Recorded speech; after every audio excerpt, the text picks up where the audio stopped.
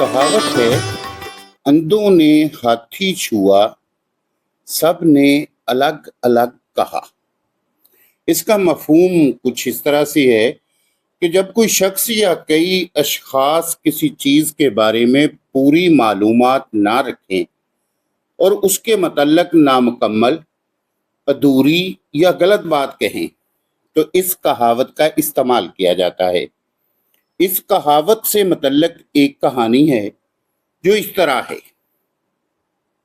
एक मर्तबा कई पैदाइशी अंधों ने हाथी के मुतल्लक जानना चाहा कि हाथी कैसा होता है।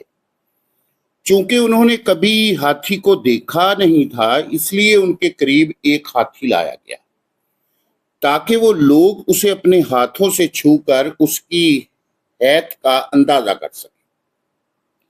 अब अंधों ने हाथी को अपने अपने हाथों से छूना शुरू किया। जिस अंधे ने हाथी का जो हिस्सा छुआ, उसने उसकी साख्त को वैसा ही समझा। जिसने हाथी की दुम को छुआ, उसने समझा हाथी रस्सी जैसा होता है। जिसने हाथी की टांग पकड़ी, उसने समझा हाथी खंबे की तरह होता है।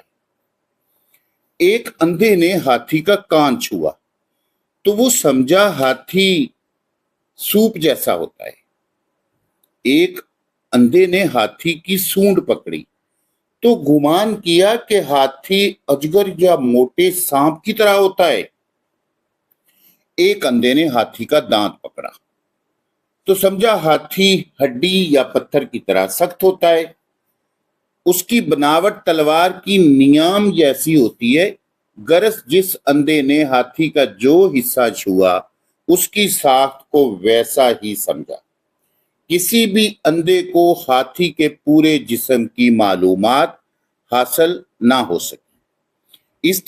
इस तरह से ऐसे मौके पर जब किसी शख्स को या बहुत सारे लोगों को किसी चीज के बारे में पूरी मालूमात ना हो, लेकिन वो उसके बारे में अपनी राय का इजहार करें और जोर से अपनी बात मनवाना चाहें, तो ऐसे मौके पर यह कहावत बोली जाती है कि अंधों ने हाथी छुआ, सब ने अलग अलग कहा।